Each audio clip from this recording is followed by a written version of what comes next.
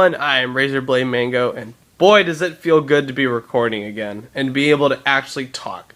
The reason I haven't been putting out as much content is I was planning to do a review last week of the latest Arnold Schwarzenegger movie, Sabotage, and I was planning to do a review of Captain America last Friday, but my voice has been kind of screwed up for the past couple of weeks. Yeah.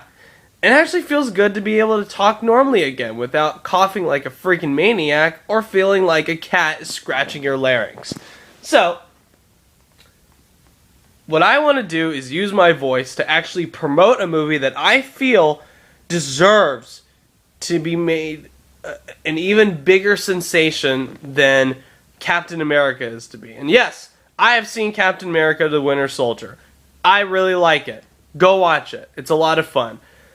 But that does not even compare to the movie that I want to talk about today. The movie that I saw actually like on a spur of the moment thing yesterday, and boy am I so glad that I did.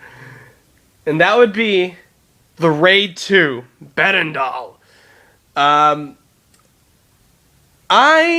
When the original Raid came out, everyone around me was going, "Oh my god, this movie is amazing! This is the best action movie of all time! You need to see this! You need to see this! Why haven't you seen it yet? Go watch it! Go watch it right now!"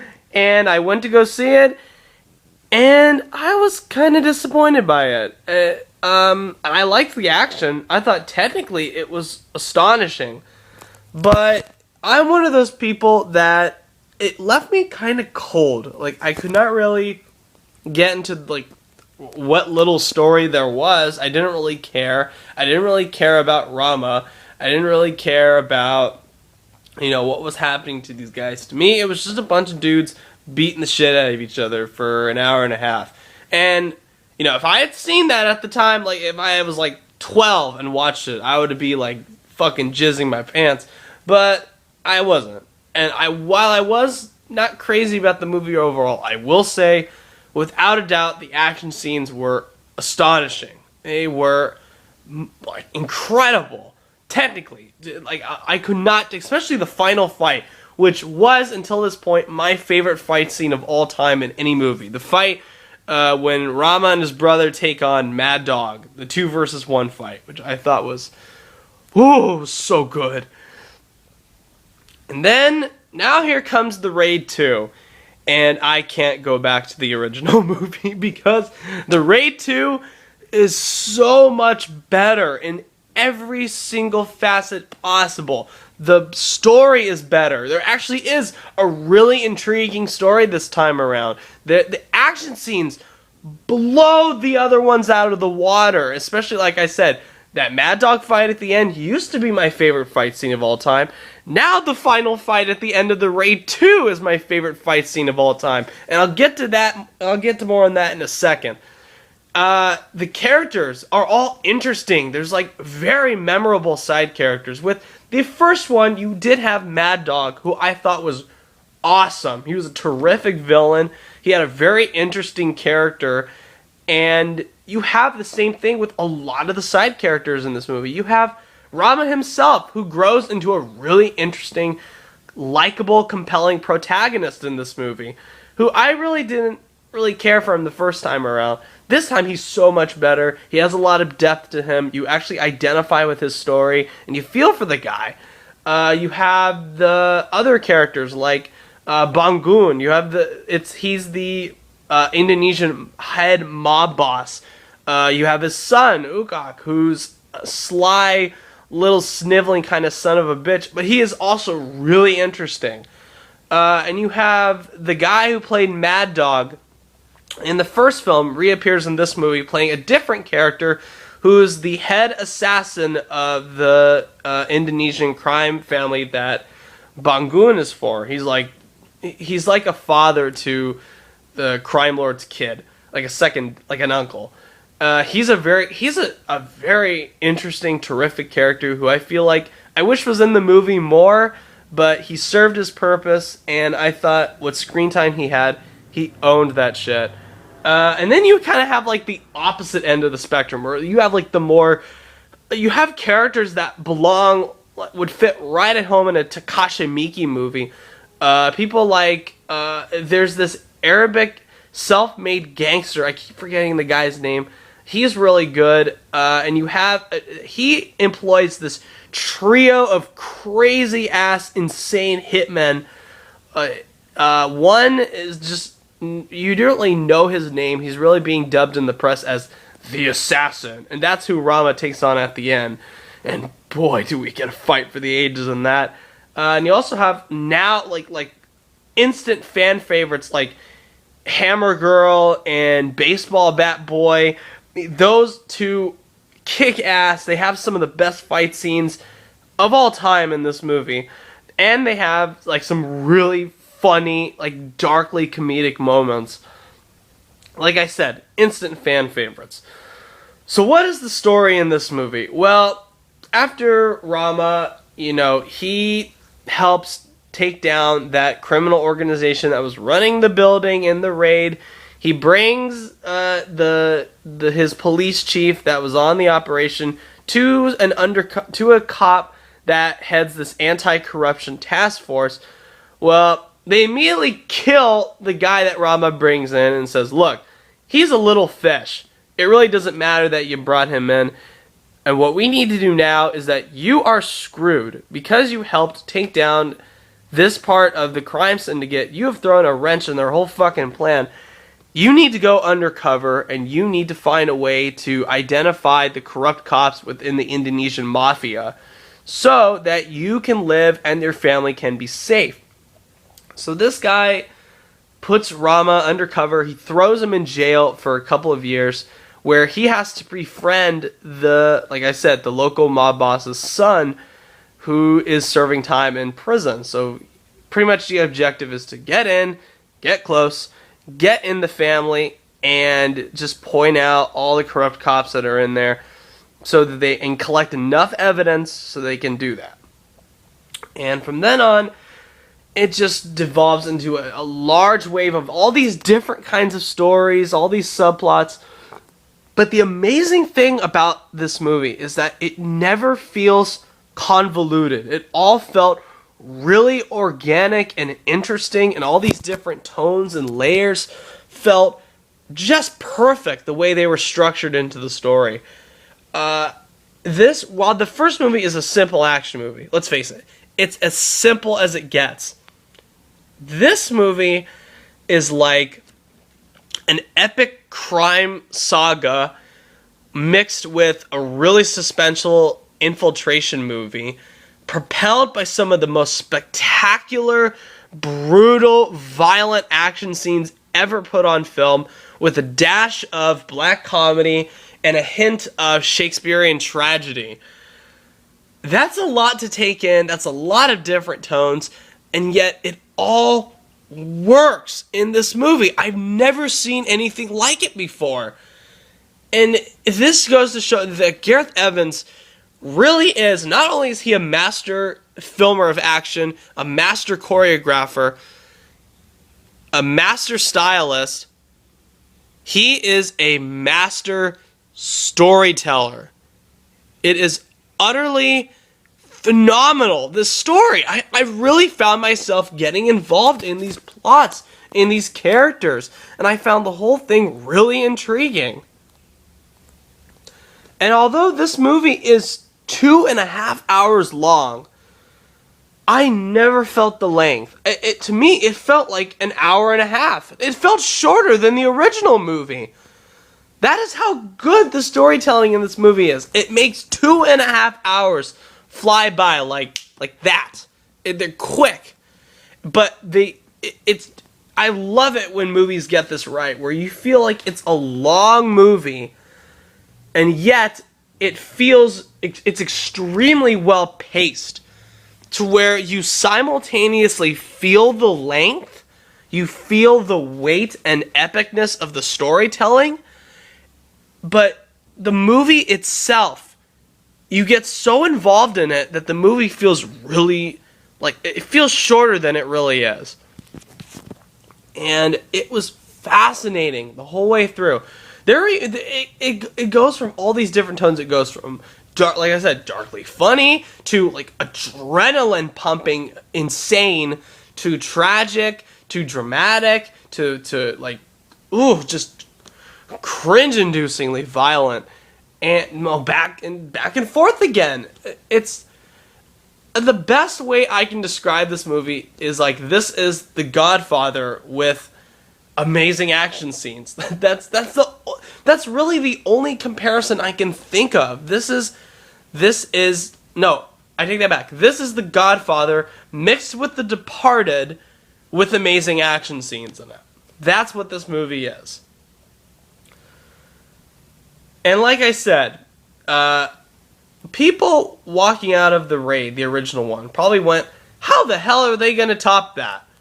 Well, the first hour of this movie, and that's just the first hour, we get this incredible fight scene where Rama has to take on like 30, 40 inmates in a bathroom stall, and it's amazing. And then we also get another fight scene where he has to protect the crime lord's son in this muddy, rainy prison yard big ass brawl where it's him versus this rival prison gang versus the guards, and it's so I cannot describe these action scenes without getting a little giddy inside, because I want to see these again. It's been so long. Been so long since I've seen action scenes this good. And I walked out of Captain America going, wow, those action scenes were pretty cool. They weren't shit compared to The Raid 2. They aren't shit. None of the Marvel movies are shit compared to The Raid 2. None of any of the... You remember how I said The Last Stand was my favorite action movie of last year? Well, fuck that shit. Here's The Raid 2. In fact, this movie is so good. The action scenes are so terrific and mind-blowing and astonishing that it makes other action movies look bad by comparison. Bad. Well, maybe not bad, but lazy and low-key. And then you get into the second half of this movie where you have an astonishing car chase, one of the best I've ever seen. You have multiple fight sequences that are amazing. Well, like I said, they are shot in a way where they're not cutting every second. They're not or sometimes they're doing the shaky camera, only because you need a fucking like handheld to capture this shit. And it never ever felt or looked staged. It all felt real. Like I literally heard that these actors were literally punching each other and hitting each other during the movie, but they had to control their motion and their speed so that they wouldn't be like constantly breaking each other's bones and knocking each other's like eyeballs out or something. And you can tell that it is so goddamn impressive the way that these guys are able to control their speed, and the punches, they look so real. And every time a bone gets broken, it looks so real. And every time a leg is twisted out of proportion, it looks so real. Every time someone is knifed in the throat, or shot in the head, or gouged in the stomach, or any sickening, brutal, disturbing kills in this movie look real. They look real. I have no idea how they did this. There's literally a part where a guy, it's during the prison fight, where a guy has his leg, he kicks at Rama grabs the leg, twists it literally like around his back, and just breaks it in all different directions. And I sat there and I was like, holy fuck! And I could not believe that they had done that. And it made it look so convincing and real. And as far as I can tell, maybe like there was barely any CGI in this movie. Barely. And what maybe little CGI was there was all touch-up CGI, like with the blood and all that. And the blood looks so real. The gore looks so real. I could go on about how much this violence looks so real. But one of my problems with the original movie is that I thought it was so violent and grisly that it kind of put me off a little bit. Where they never really recognized how silly and over the top all this was. This time they do in really subtle ways that feel like a Takashi Miike movie, where it is getting so violent and so insane and bloody, and yet it all feels organic to this world where the violence is actually saying something this time around, rather than just being like a mindless video game, where it really has depth and feel and purpose to it, where it's showing how dark and brutal and nasty this world is, where there really are no places without violence and bloodshed. And it's a sad, I'm probably overthinking it, but it could be argued that it's a sad statement on the world that we live in today. And I loved every fucking second of it. And now on to the final. I do not, like I said, the final fight is set in a kitchen between Rama and the Arabic gangster's lead assassin, who's just called the Assassin. And I am telling you guys, think of any amazing one-on-one fight sequence you have ever seen in your life. Think of it. Think of your favorite one. Multiply the adrenaline and giddiness you feel during that scene by 1,000. That is what is going on in this final fight scene in the fucking movie. It's... I could not believe what I was watching. And I've heard that they spent 10 days filming it, 6 weeks planning it. That is how technically complicated and impressive it is. And it's not like it's filmed with that cut every 5 seconds, I can't tell what the fuck is going on, it's filmed so close, I don't know what's going on bullshit. No! This movie proves that you can have crazy, insane, gonzo to the fucking wall fight scenes, and it can be seeable without quick cuts or shaky cam or close-up filming. This is the new platinum standard for filming an action scene, the Raid 2, especially the final fight scene. And I sat there and I just entered this state of pure ecstasy watching this fight scene.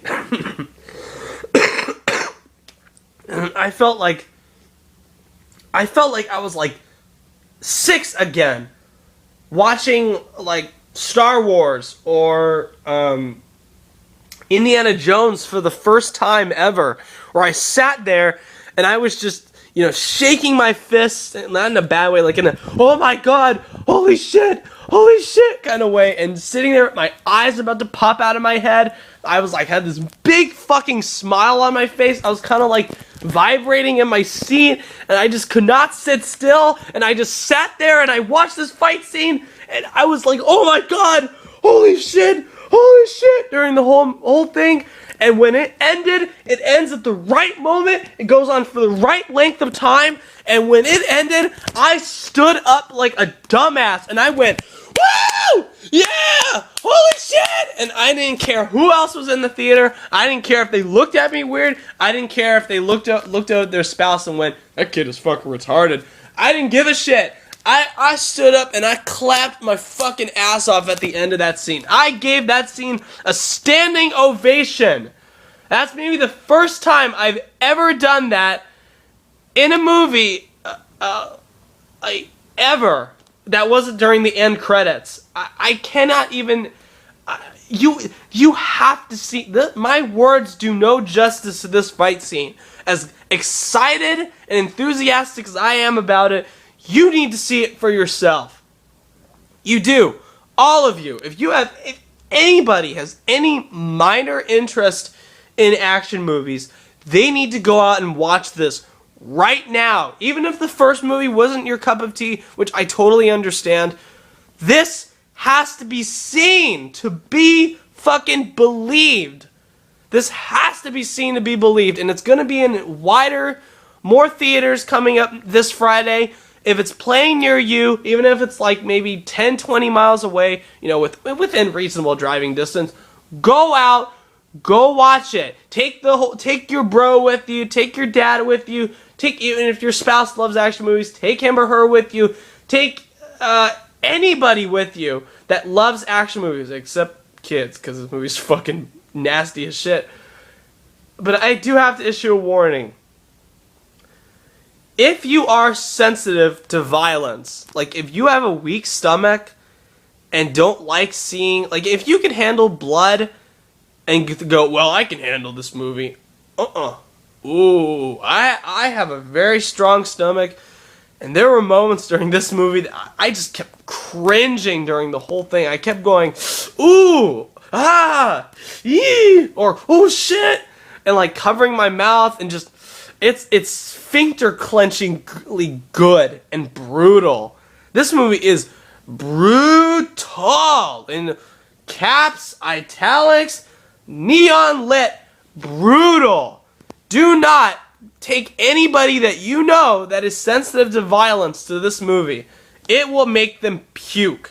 They won't survive the first hour. Let alone the final 40 minutes. If I have any complaints about this movie, which I have a couple.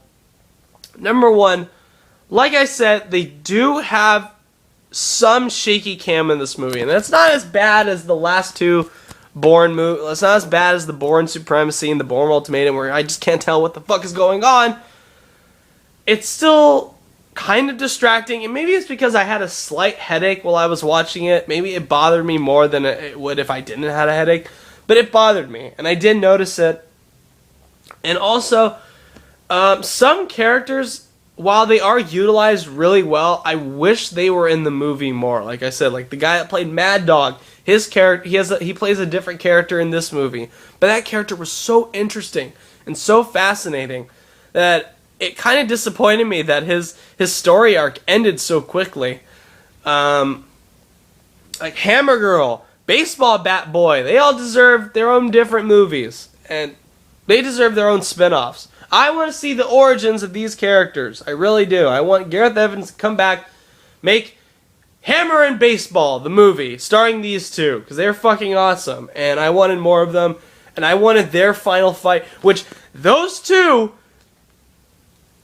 fight Rama at the same time. And they're both, like, they can take out, like, a legion of guys single-handedly, each one of them.